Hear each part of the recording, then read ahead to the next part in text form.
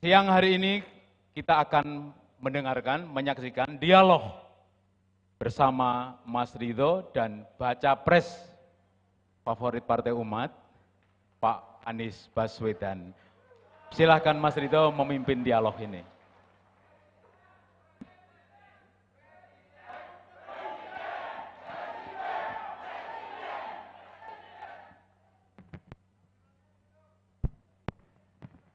Bismillahirrahmanirrahim.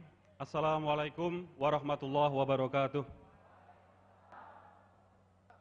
Alhamdulillahirabbil alamin wassalatu wassalamu ala asrofil anbiya'i wal mursalin wa ala alihi wa sahbihi ajmain. Amma ba'du.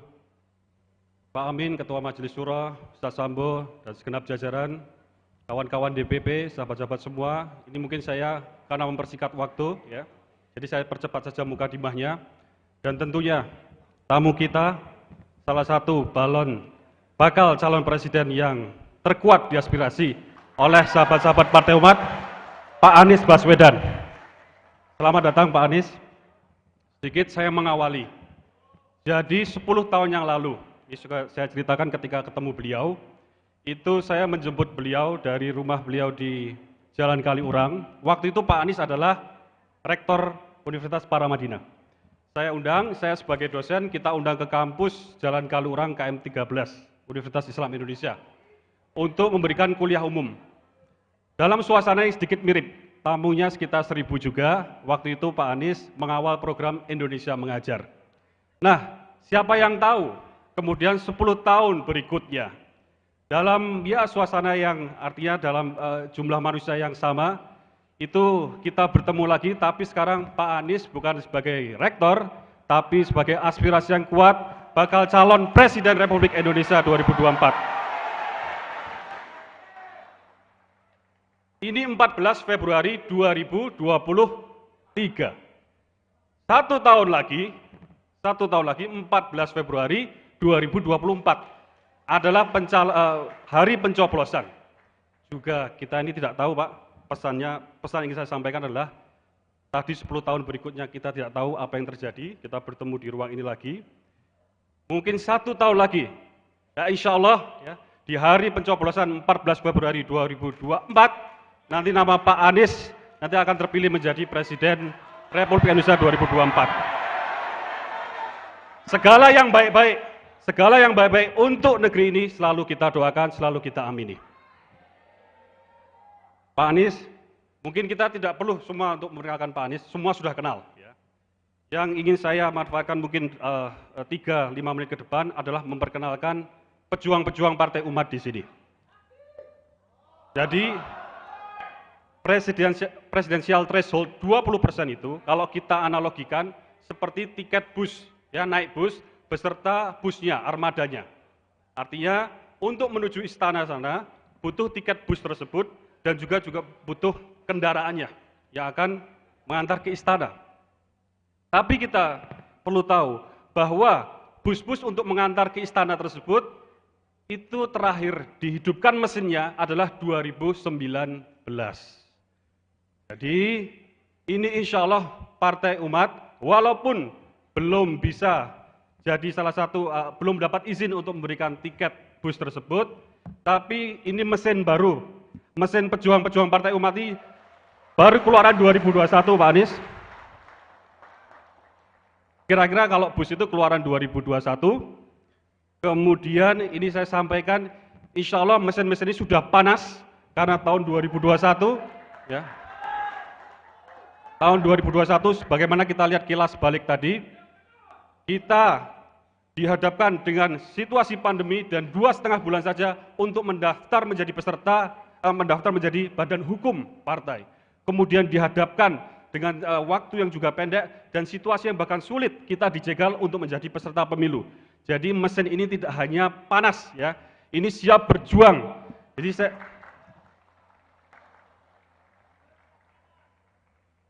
kita lihat tadi ya, Pak Anies masuk dari depan ke belakang ini bukan sesak ya lagi ya, itu sampai lupa orang itu ya.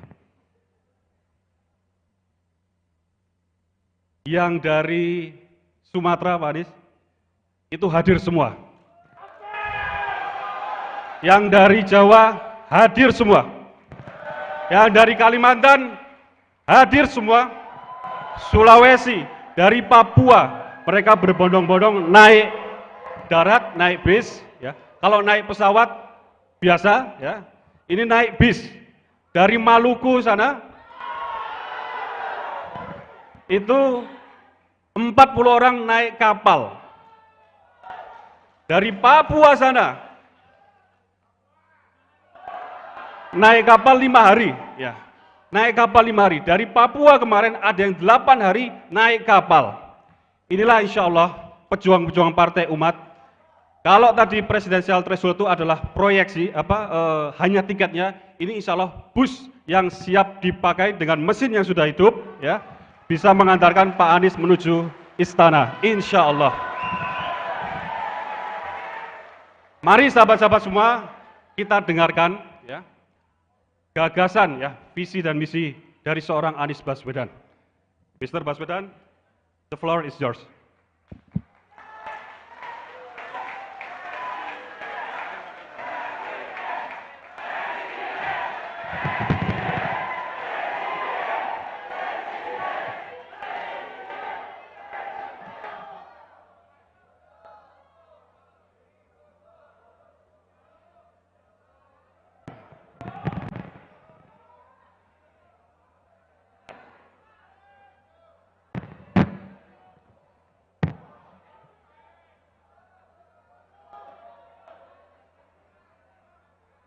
Yang saya hormati Ketua Majelis Syuro Bapak Profesor Dr. Amin Rais, semoga beliau selalu diberikan kesehatan, dipanjangkan umurnya, dan dimudahkan dalam seluruh perjuangan dakwahnya.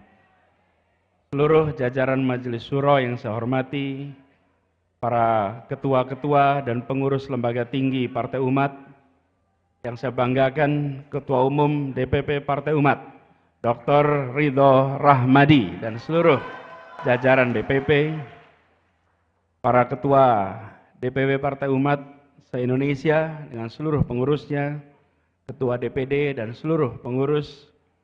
Kemudian saya hormati juga Ketua Umum Permata Umat dan Garda Umat, para kader, para simpatisan dan tokoh-tokoh yang hadir di sini. Ada Ustadz Sambo, Pak Chandra Wijaya, Bapak MS Ka'ban, Pak Sabri Saiman, Ibu Ustazah Nurdiati, dan semuanya saja yang tidak disebut nama satu persatu. Assalamualaikum warahmatullahi wabarakatuh.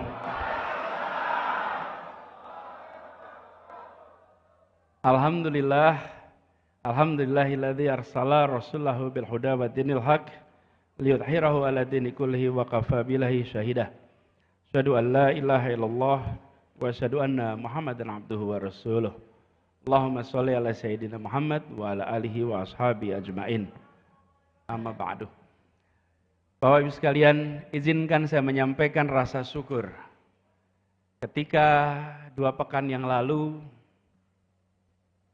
Pak Ketum bersilaturahmi dan menyampaikan bahwa akan ada raker pertama Partai Umat, saya sampaikan kepada beliau bukan saja selamat atas rakernya, tapi selamat perjuangannya telah memasuki fase baru.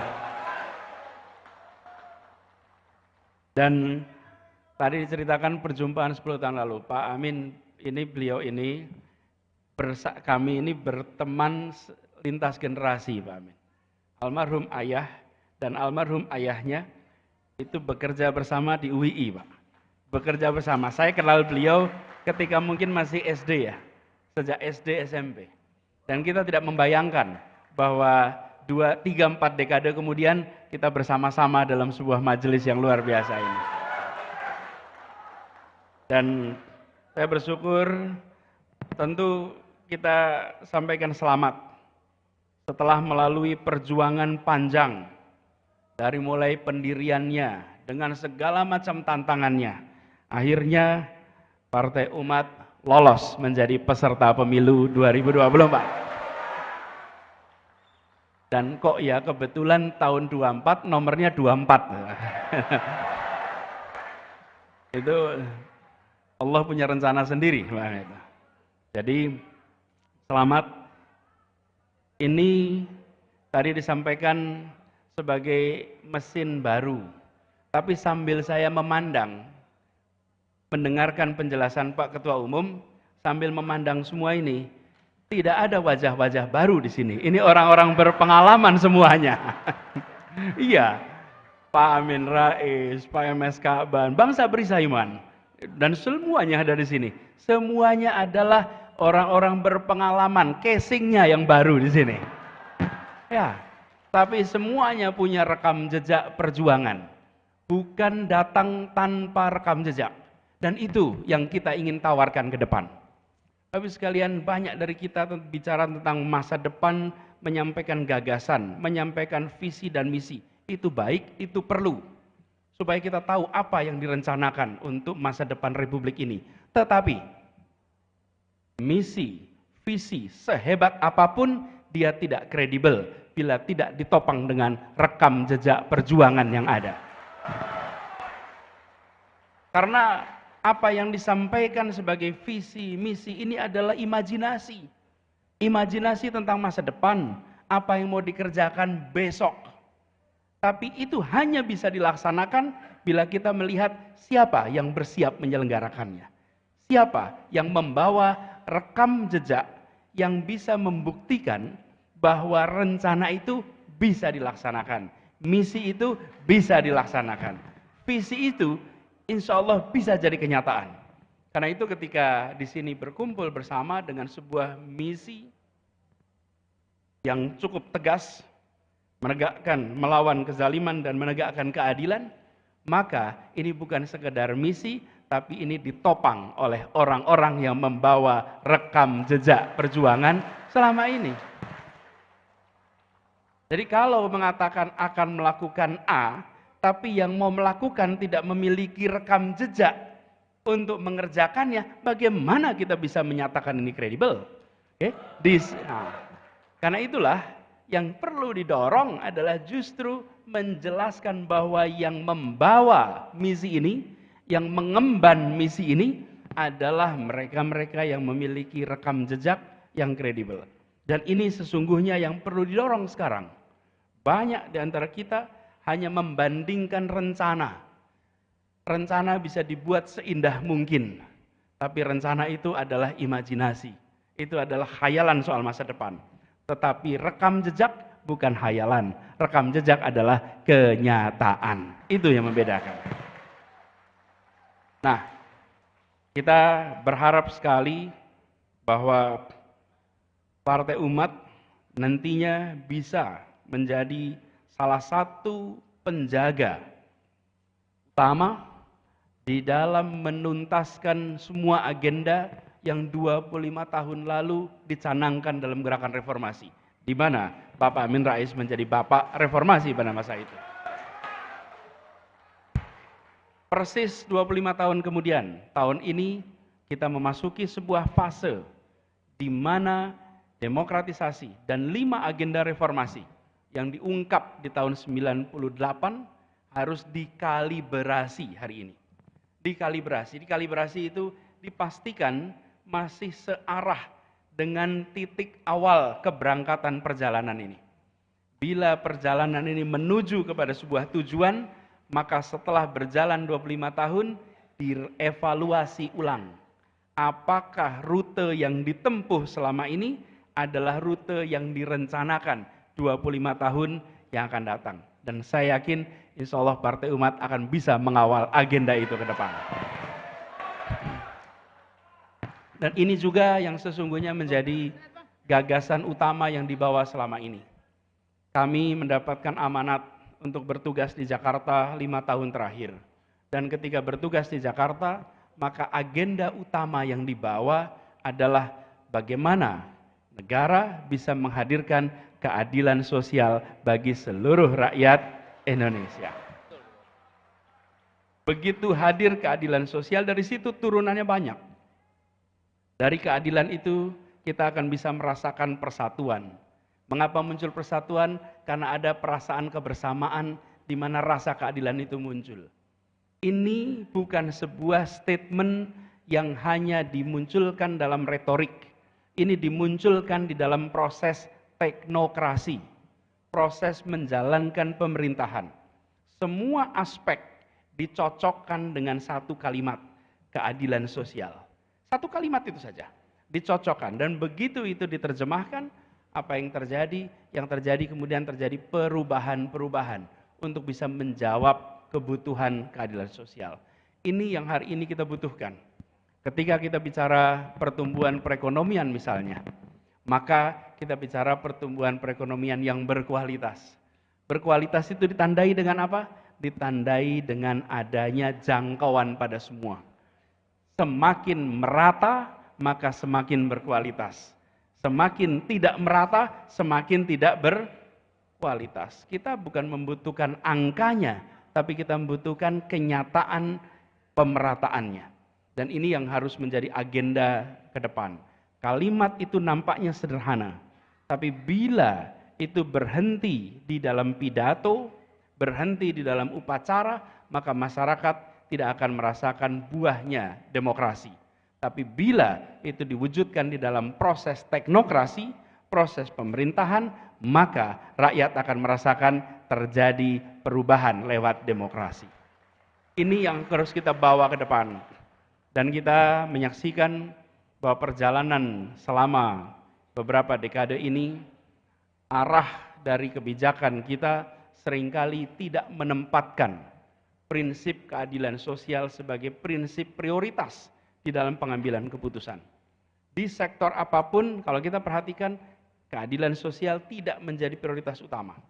Dia diungkapkan, dia dikatakan, tapi dia tidak dijadikan praktek keseharian. Ini yang sudah harus menjadi agenda ke depan.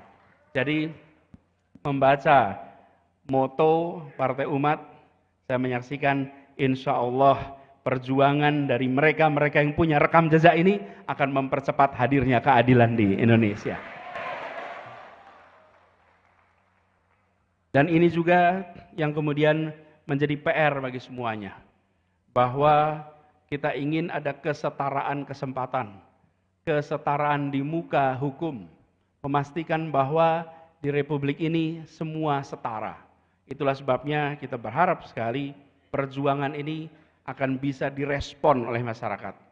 Kami yakin kalau melihat suasana yang ada sekarang di luar, suasana di luar adalah suasana yang menginginkan perubahan untuk hadirnya keadilan. Ini suasananya. Tapi suasana ini harus direspon dengan benar, direspon dengan baik, supaya kita bisa mengawal agenda itu menjadi kenyataan. Tantangan tidak kecil, tapi kita tidak boleh cengeng, kita tidak boleh berharap tidak ada tantangan. Di dalam sejarah perjuangan selalu ada tantangan. Tidak ada perjuangan yang tanpa tantangan, akan selalu ada. Justru penting sekali dari kita dari awal menyadari ketika perjalanan itu mendaki, maka dia akan membutuhkan energi yang ekstra. Ketika jalanan itu berliku, maka kita tahu akan banyak rintangan di tengahnya. Tapi kalau kita mau pilih jalan yang nyaman, jalan yang menghemat energi, pilih jalan turun dan mendatar. Tapi jalan turun dan mendatar tidak mengantarkan kemana-mana. Perjalanan mendaki itu mengantarkan kepada puncak-puncak baru keberhasilan semuanya. Jadi kalau di Partai Umat ini banyak tantangannya, artinya sedang jalan mendaki, Pak. Kalau jalannya itu menurun, itu santai, nggak ada tantangan, Pak. Kalau santai, ringan gitu, ini berarti jalan lagi turun. Jalan turun itu tidak kemana-mana. Tapi kalau lagi mendaki, yakinlah walaupun gelap, ini akan sampai kepada puncak-puncak baru. Bapak Ibu sekalian yang saya hormati, kita berharap hadirnya Partai Umat juga menjawab tantangan-tantangan perubahan ke depan. Ketika kita memperhatikan tantangan ke depan, maka umat, Partai Umat yang membawa nama umat, kita harus menjawab perubahan zaman. Umat Islam bukan saja menjawab tantangan yang dihadapi oleh umat Islam, tapi harus bisa menjawab dan memberikan jawaban atas tantangan yang dihadapi umat manusia. umat Islam harus menawarkan jawaban bagi tantangan yang dihadapi oleh umat manusia.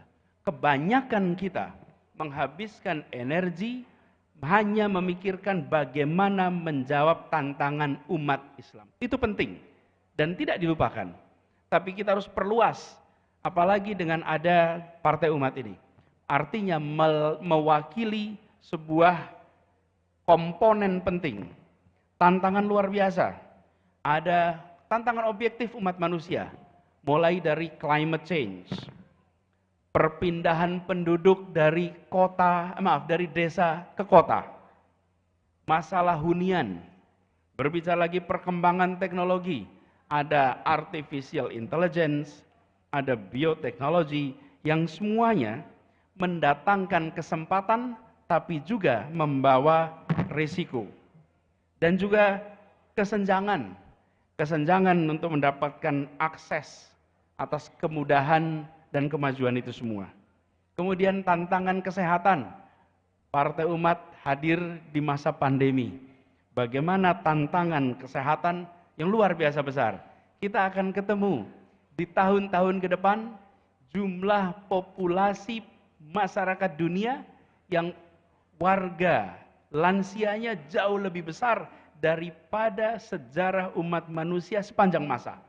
Belum pernah dalam perjalanan umat manusia punya proporsi lansia yang sebesar sekarang. Ini adalah tantangan-tantangan umat manusia yang kalau kita hadir di dalam kancah ini, maka umat harus siap dengan jawaban untuk tantangan yang dihadapi oleh umat manusia. Nah, kenapa ini penting? Karena Partai Umat menyebut soal politik gagasan. Partai Umat menyatakan politik gagasan sebagai pegangan, bukan sekedar hadir membawa prinsip moralitas, hadir membawa platform keumatan, tapi juga hadir sebagai sebuah partai yang membawa gagasan. Di depan sana ada menu besar yang mudah-mudahan nanti Partai Umat akan hadir memberikan jawaban. Dan kita menyaksikan pemimpinnya seorang cendekiawan, pendirinya tokoh cendekiawan yang punya rekam jejak luar biasa. Insya Allah dari sini muncul jawaban-jawaban untuk kemajuan umat manusia. Dari umat Islam kepada umat manusia. Ini yang harus kita berikan sama-sama. Bapak Ibu sekalian saya hormati, izinkan saya mengakhiri dengan sekali lagi mengucapkan selamat. Dan sekaligus kita saling mendoakan. Perjalanan kita masih panjang, berliku mendaki. Siap kita bekerja bersama, bergandeng tangan, kita congsong perubahan untuk Indonesia yang lebih baik. Assalamualaikum warahmatullahi wabarakatuh.